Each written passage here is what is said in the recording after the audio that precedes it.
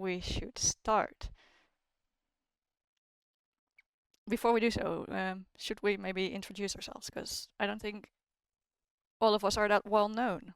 Well, besides TCP Shortfall, he's famous in here. And we have to start with Shortfall, just for those who don't know. I think we should. Yeah, so I'm Shortfall. Most people actually know me by my full name, so don't feel like if you accidentally name drop me, you've doxed me. I'm the senior backend engineer over at Vanguard, so I'm responsible for any of the hosting, infrastructure, scaling, effectively making the game multiplayer. So I do a lot of the work outside of the game itself, and typically that's where like my responsibility is how players get to our game. All right, Masi, do you want to go next? All right, I'll go next then. on. Massey, you go next. No. Go ahead. I'll go next. So hello, I'm CCP Catatafish. I'm a lead UI UX designer at CCP. Been on the Vanguard team for coming up to 2 years. And we work on all aspects of the UI. So we've done HUD, we have done a bit of front end. Any new features that get designed by Massey and the gang, we kind of support and help get that into a playable state for you guys. And my name is CCP Massey, and I am senior combat / game designer. And I've been at CCP for about 18 months now. And primarily, as well as looking after most of the combat bits and bobs, just general game design stuff, and was the person who put together the prototype for the manufacturing stuff, which we shared this week. So yeah, all sorts of bits and bobs, not just combat. Mostly giving Tom, who's Tom? Catatafish. A series of prototypes for him to turn into good stuff.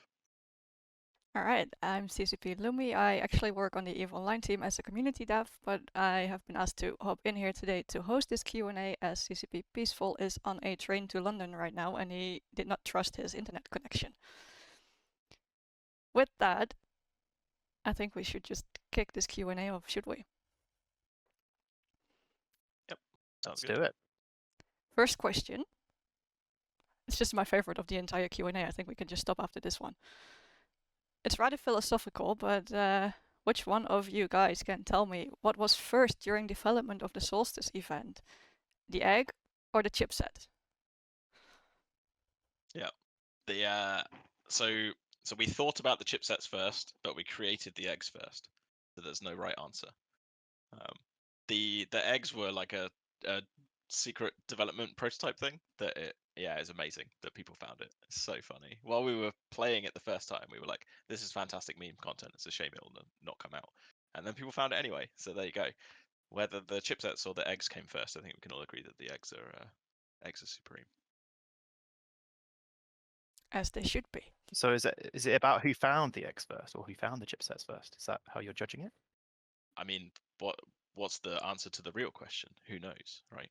But chipsets were thought about first, and eggs were created first. Players saw chipsets first, and then they saw eggs. So really, it's a matter of perspective. I'm going to go on meme impact. The eggs are the biggest meme so far, so they've got to come first, right? No one's memeing about chipsets. There you go. Eggs are the best feature of the game. All right. Then I will address the question to CCP Shortfall first, as he has kindly volunteered himself to come answer the technical questions we had no answers to. As the game expands and more players engage with the blueprint and mission systems, how does the backend infrastructure scale to accommodate increased demand? Are there specific cloud services or containerization strategies you use to dynamically scale resources? Yeah, so I started writing the answer for this, didn't I? And I ended up taking up the entire screen in technical jargon. And I was like, you know what, I should probably just come on and explain this. So there's kind of two levels to this. So starting off with like the missions and blueprints, like they represent such a small portion of our overall compute and traffic. Like that increase in blueprint and mission systems isn't likely to have a net impact on our overall systems. But I think the question kind of goes wider into like, how do we do it? And I think again, the question kind of starts to eke out some of those answers themselves. So we do use cloud capabilities. So AWS is typically where we host all our containerization, and we make heavy use of containerization on the back end. We use Golang to write those services. So combining that with ARM-based architecture, so think like Apple A1 chips or AWS Graviton chips, means we can operate at a really efficient per service basis. So the work that like Massey's been doing to kind of bring manufacturing stuff forward isn't going to have an impact overall on the back end, because the back end just is pretty efficient as it is already.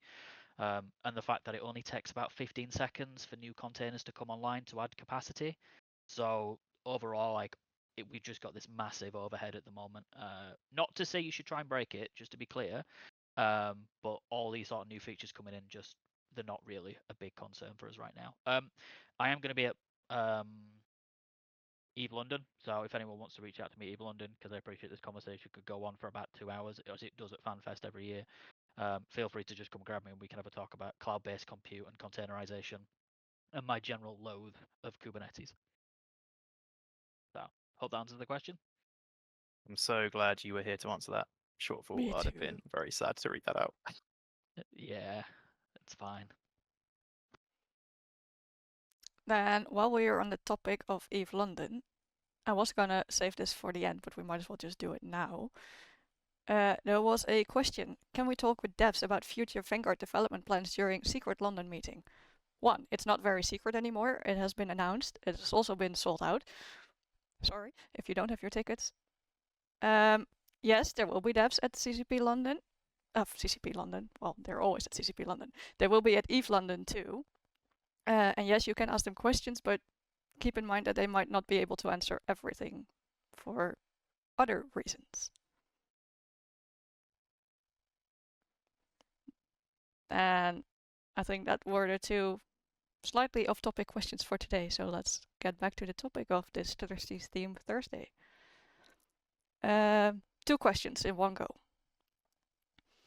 Given the resource and blueprint focused gameplay, how does the in-game economy function? Can players trade blueprints, resources, or crafted items with others? And what impact does this have on the game's overall economy? And at the same go, is there going to be any sort of market for players to buy these blueprints outright and sell the fragments, other loot from field, as well as other items and supplies? If so, does the area we're currently in affect market supply availability? Yeah, so a lot of the questions that we saw come in kind of cover a few of these bits. So it'll be broken up across different questions. So sorry if this first one is a bit dull, but we'll explain all of this as kind of we go. So we're focusing on the individual manufacturing experience first. So that's kind of the main loop of you discovering new resources in the session, bringing them out, crafting them into items that you can then prepare to pre-deploy back into your sessions to have a bit more meaning and purpose when you're going in and coming out, and kind of deciding where you're going to go and what it is that you're going to try and achieve outside of just the regular contracts. That's the kind of loop that we're looking at most intently with this, but obviously it has impact on the economy down the line. But at the moment, you know, how it could impact the economy would be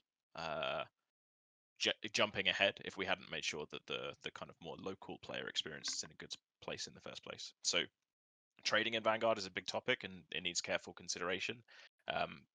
But in the short term, with manufacturing, like the first version of the feature that you might see in playtests, you'd be able to drop items for each other with squad mates. You'd be able to drop items in the session. So if there was, some more organic social interactions between players, or some, temporary alliances to basically barter and trade, that would be doable, because all of the blueprints and the manufacturable items will be able to be put in the backpack and then dropped in the session. We're not making any sort of limitations on that.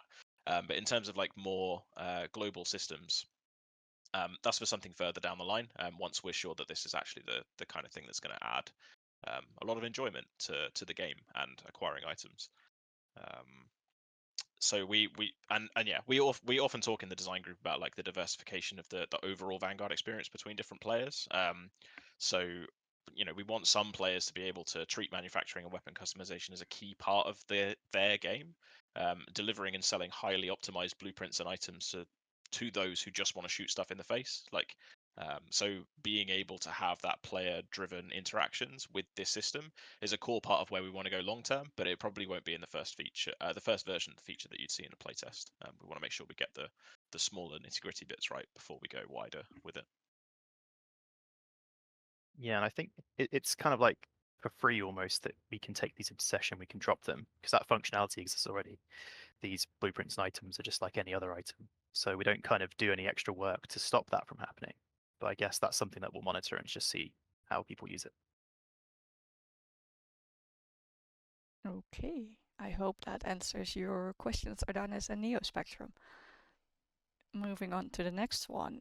As players advance and acquire higher tier blueprints, how does the game ensure continued engagement? What sort of endgame content or long-term goals can players work towards using these crafting and bounty systems? Yeah, so it feels like there's kind of two parts to this question. There's like protection against the game kind of falling apart as players start to acquire the higher tier stuff. But then it's also like, what is it the players are looking towards when they're looking to get towards endgame and build like really strong inventories. So as you may have seen in the concepts, most of the blueprints work more like copies. They have limited use, and the items manufactured from them can all be lost on deployment.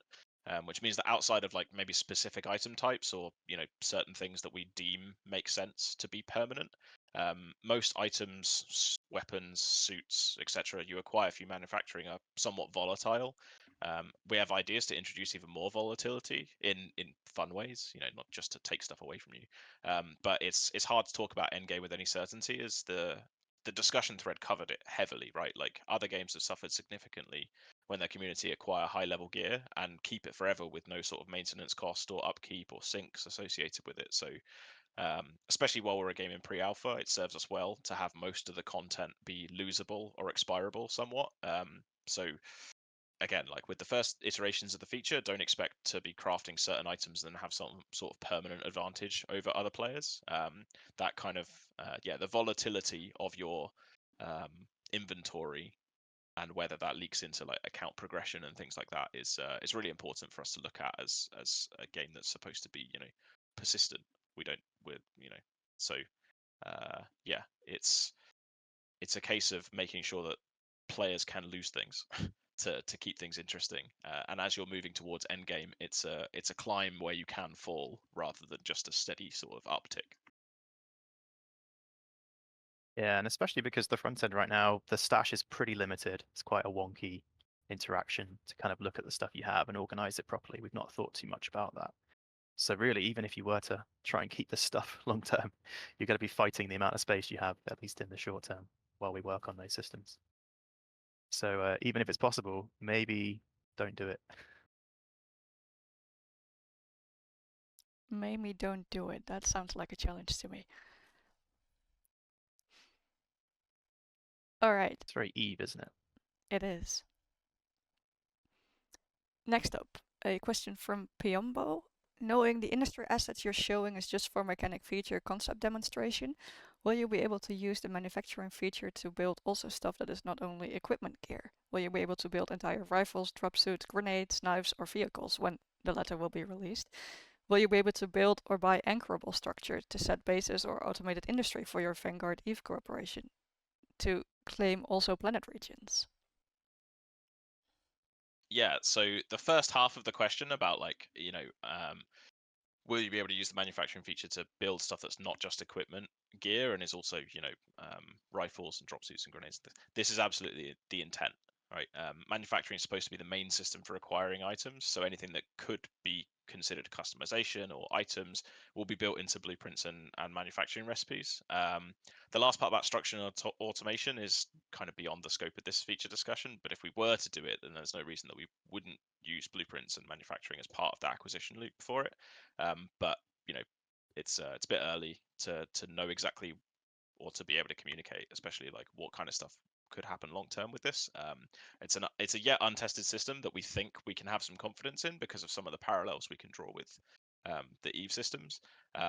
But we're going to have to learn how to apply this to a shooter ecosystem. So in the short term, we know like what kind of content we have in the game right now and how it can work with those things and how we could extend things from there. But how it jumps ahead to all of the other different types of content in the game, it would kind of be guesswork at this stage. So we're keeping everything kind of local for the early tests of manufacturing, the things that you're going to be doing in session as the game is now and in the short term. Okay, and while we were on the topic, I also saw a question about transportation. Are there any ideas in the works for a mode of transportation in the galaxy? Do we get our own custom ships for this? Think like the Helldivers lobby. Yeah, I guess if we're talking about the Helldivers lobby, it sounds like it's more about things we do outside of session rather than gameplay, so I can take it for that part. No, there aren't really any current plans for that, at least outside of the session. The current ideas, I think we explored them in the themes we posted, but the current idea is that you are an infomorph that lives within the Fulcrum's virtuality. It's a very virtual space, it's a very digital space. The front end, longer term, will hopefully reflect that context. So you as a player are going to exist within this virtual space and make interactions within the virtual space. So it wouldn't really make sense for us to have you occupying a clone body in a physical location. That said, deployment is physical, and so maybe there's things we could look at throughout the deployment flow that look and feel a bit more physical. But that's stuff that we need to explore in a bit more detail, I think.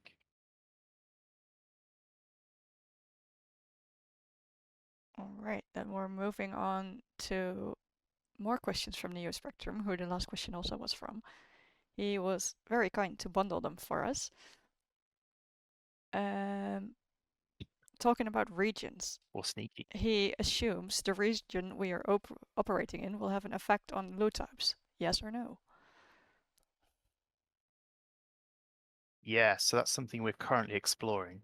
I think the idea at the moment is that you'll be able to deploy to multiple variants or variations of the level with different setups for loot and different mission types and activities you can take in. So there'll need to be an element of how we communicate that to the player in the front end. Maybe that's something we outright tell the player, or maybe that's something that you can discover for yourself. But there'll certainly be a way to figure that stuff out. Okay, and on the question of loot, is it still possible to find and loot the full items on the field still? Yeah. So, sorry, let me just get my. I've lost my notes there. Yeah. So, kind of by introducing a system where players can be much more selective over what items they acquire, we'd be losing that moment of discovery where you loot like a tier 2 refurbalizer and go, what does that do? Like, so we'll still be dropping complete items in some places, to ensure that players get those cool moments and can experiment with items that they wouldn't have thought to purchase outright. It's one of those things that some of my favorite moments in RPGs are when you sort of have an idea of what your main build is, and then you get dropped a potion that you've not seen before, leave it in your inventory for 6, 8, 50 hours, finally use it, and then go, oh my god, this thing is amazing, and then suddenly it kind of shifts the way that you play. So while people can kind of get stuck in their ways and explicitly choose their play styles and try to optimize those, you've got to keep giving windows into the content that players aren't looking at. So yeah, like absolutely, like you'll still be finding chipsets in the environment, but obviously like you'll only have one of them and you can lose it. The idea with the blueprint and manufacturing stuff is going, okay, well, I really like this playstyle. I like these chipsets. I like these, whatever other items it is. I can build myself a backlog of them so that I can keep fitting myself with them, and try and roll cooler stuff than I'm going to find in the field. So yeah, it's still going to be there. We'll probably put them in like more specific containers than what you're seeing right now, because right now they're just kind of in every wooden crate and under every toilet seat. There's like powerful chipsets, and it's like let's put these somewhere that makes a bit more sense that players can understand. And yeah, the concept of just having chipsets in the world is still something that we're gonna do, but it will be rarer, and most of the time you'll be building them yourself from components that you find in places that make sense. All right, and on the topic of manufacturing, in the announcement that CCP Peaceful posted, there was war gear on a list. Are we going to see suit mod blueprints in the future? Yeah, so I think suit mods should kind of be no secret. It's definitely where we want to go. It's something that we want to add to the game sooner rather than later. Being able to customize not just your weapon but your suit, and your character in different ways is absolutely where we want to go. So yeah, and when they do, they would be integrated into manufacturing in the same. That's how I expect us to deliver a lot of like new item content moving forward. Is that we release blueprints for them, and that's the main way that people interact with them. So yeah. Yeah, the whole fitting for weapon chipsets at the moment was kind of isolated around that one thing.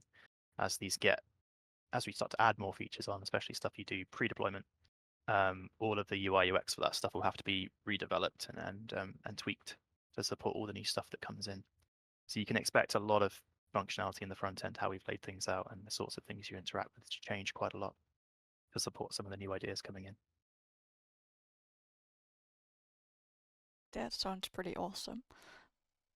Then on a sort of unrelated topic, can we elaborate more on specifically some of the music mentioned in the Rio? I'm sorry, I do not do well with pronunciation of names. Someone please type this in chat for me. Some of the examples would be nice for listening purposes. You guys know what I'm talking about. Yeah, I'm guessing it's the Ryoji Aikida stuff. That's the one. It's a good question. To be honest, I'm not. It's not my cup of tea. It's very, very cool and very abstract, and it fits the product very, very well. We have some massive Rasanaut and Label fans in the studio, but I'm not someone that's super knowledgeable about it. I do know that our lead sound designer is listening to it a lot, broad spectrum of stuff. It's having a massive influence over some of the composition for music we have in the front end, a lot of the sound effects you hear in game. So I suppose you'll start to hear a lot more influence as we keep developing the game. But it probably would be quite a good question to have in a future Q&A, especially if our art and creative directors are available, because they're also big fans. We'll put that in the list for a possible future Q&A. No promises though. I can't make promises on any Vanguard related stuff. Go I'm kind of ask just CCP like holding peaceful. their feet to the fire now. Yeah. These are all questions for CCP peaceful. Perfect. All right. Will there be overlap in things we can craft during deployment and offsite? What's your thought about limiting the number of blueprints players have available during deployment and creating another level of suit customization that way? Yeah, so currently we're approaching it from the perspective that you can still craft plenty of items in session, but you can prepare to play a certain way by building and fitting yourself with items in advance. We've had conversations to think about how we can give more agency over what you can craft in the session, and maybe this is based on blueprints in your inventory or suit modules. But yeah, we're anticipating that players will want to customize heavily, and having such unlimited access to crafting anything in the session is not going to scale very well with the current ways that you craft in the session, especially if we want to add more deployables and more utility items and stuff. Like that way of crafting in the session is not going to scale very well to like a large roster of things. So yeah, there's kind of two parts to that. We're still going to be allowing you to craft things in session, and you're going to be able to craft the same stuff out of session so that you can prepare for a deployment rather than having to craft everything when you get there. And then beyond that, we would like to think that as we start to look more into fitting and suit customization, that players can either build themselves like a small library of things that they can build in the session that's more limited, or basically be setting up like shortcuts and things to build certain items. But yeah, we know that it's not going to scale as we start to bring in loads more stuff, which is why it's more interesting to move some of it out into the front end, into that preparation phase, to take some of the cognitive load off of like constantly trying to find all of the different items that you want, and stop the game session being about that kind of battle royale kind of drop in and then quickly loot up before you go and do your objectives. Like we want people to be able to jump in with the stuff that they wanted to be able to go and execute on the missions and the activities that they wanted to do. So this solves a few different problems for us. But exactly what goes in the front end and what goes in, or exactly what goes into your pre-deployment and what goes into the session, is something that will keep changing as we do different releases, I think. Yeah, and the whole question around how you interact with the stuff you either take in or loot is still a huge topic of conversation when you're in session. So even now with the build you guys played last, there's just too many different craftable options and different items that you can use. It's already becoming difficult to manage. So the interfaces we have already are not scaling well for that stuff. So that's something we're going to put a lot of focus on in the future. I think something we already have, and hopefully you'll see soon in our next release, will be a more intuitive way to interact with the different deployable items that you've crafted.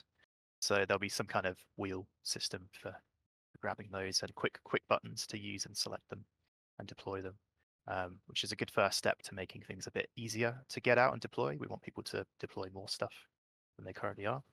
But there's a whole host of loot management, inventory management. What are the stash limits? You know, how do you sort of manage all the things you picked up that still needs to be looked at in more detail? Super elaborative answer. Thank you for that. This is another 2-question in one type deal. They're long ones, so bear with me for a moment. I'll try my best to convey the question reasonably fast. In managing resources for your individual manufacturing processes, how do you anticipate this process might evolve if integrated into a larger corporate or clan system? Are developers planning any features that would allow for shared resource pools or coordinated resource management along multiple players to optimize production on a larger scale? That's question 1. Now for question 2. As manufacturing currently seems focused on individual activity, how might this change if a corporate or clan system were introduced?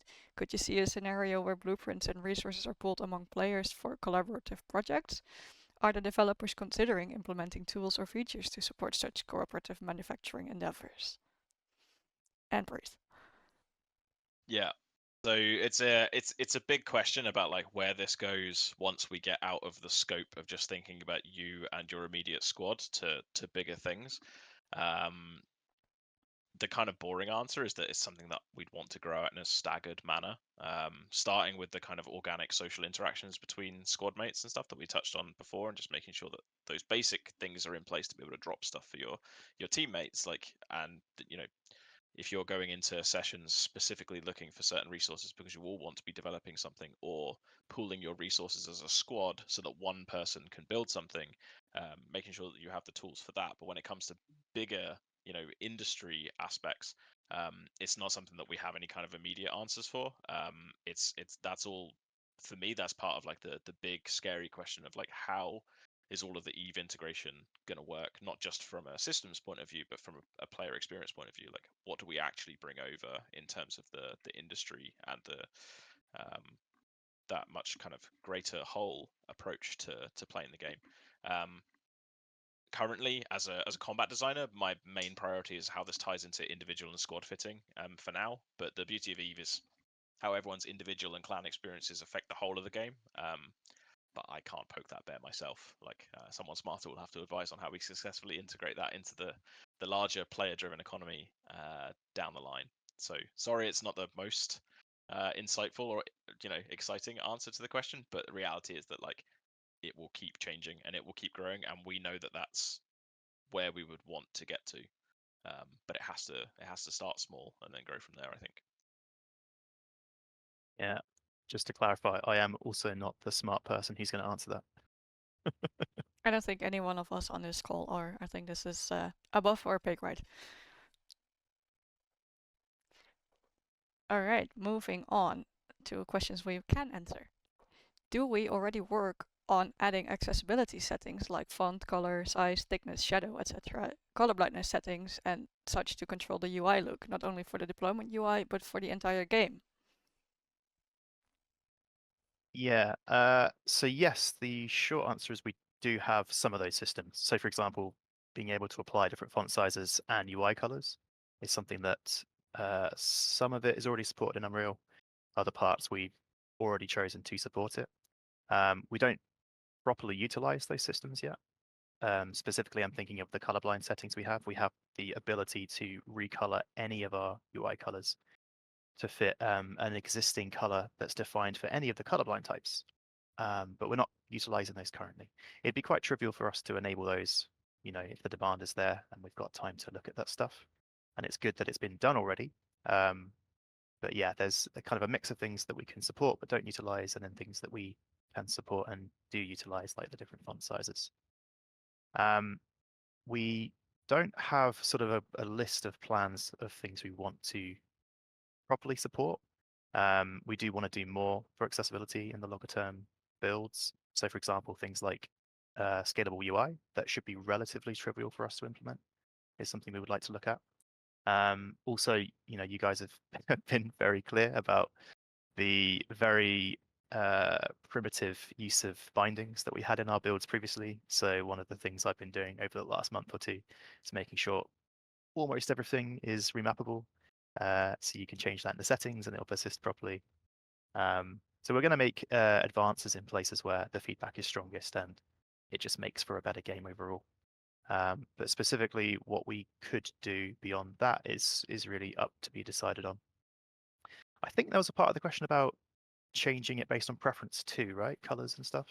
So that's something we absolutely could choose to support, but at the moment we're trying to deliver upon a pretty consistent single UI direction for how that stuff should look.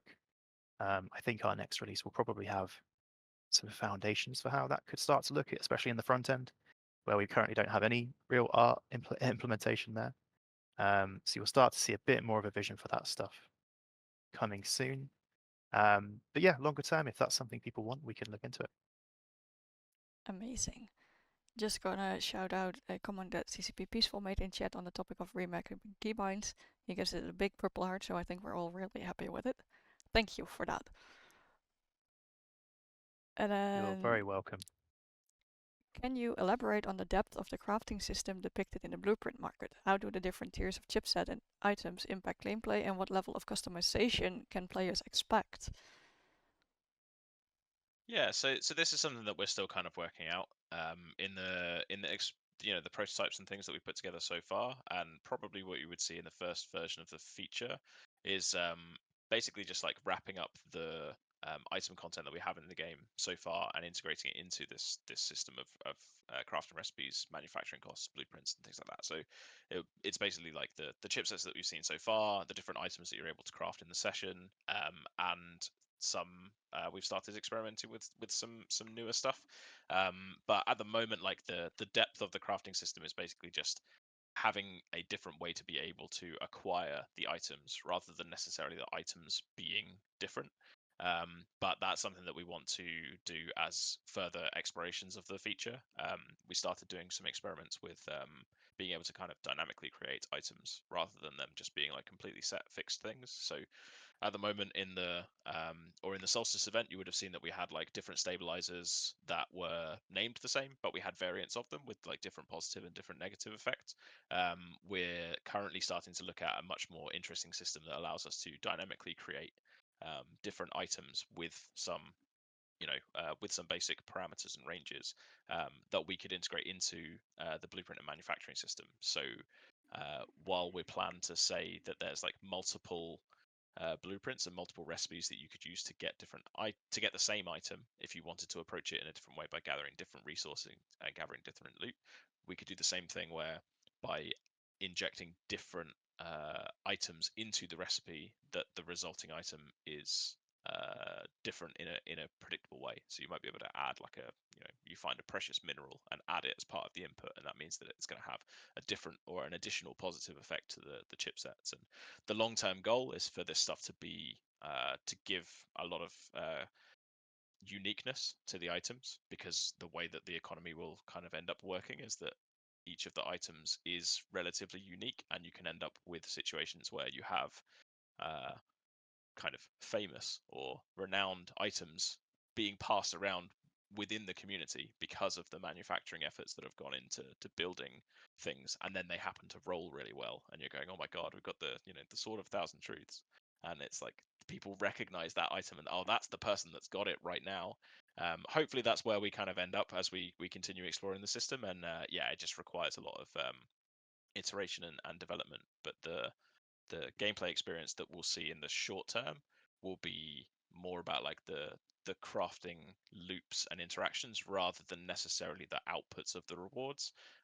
But it gives us a really easy vehicle to then add new items to the game because we can just add them as new blueprints. So yeah, there's a few different parts to that.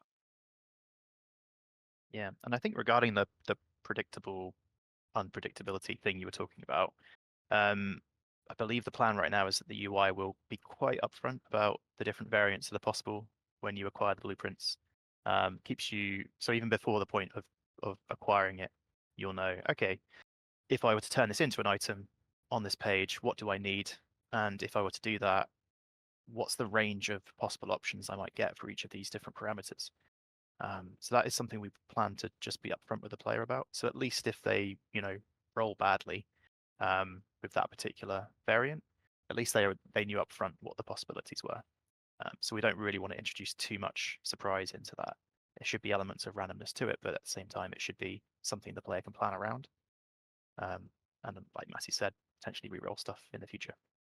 Yeah, and the way that I want to explore this in the first instance is that we basically, like I said, like we have multiple of these different blueprints that give you the same items, but with different costs and different you know steps through the crafting recipe, some of which could have more risk associated with others. So some of them might be more expensive to manufacture in the first place, but you're reducing all of the risks so that you know exactly which item you get.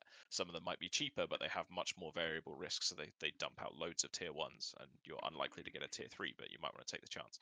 So while RNG is a thing that's very useful from a game development perspective, but we're trying to look at ways that we can put the risk in the player's hands somewhat, to introduce both that control over the experience and to not feel like the game is just screwing them over.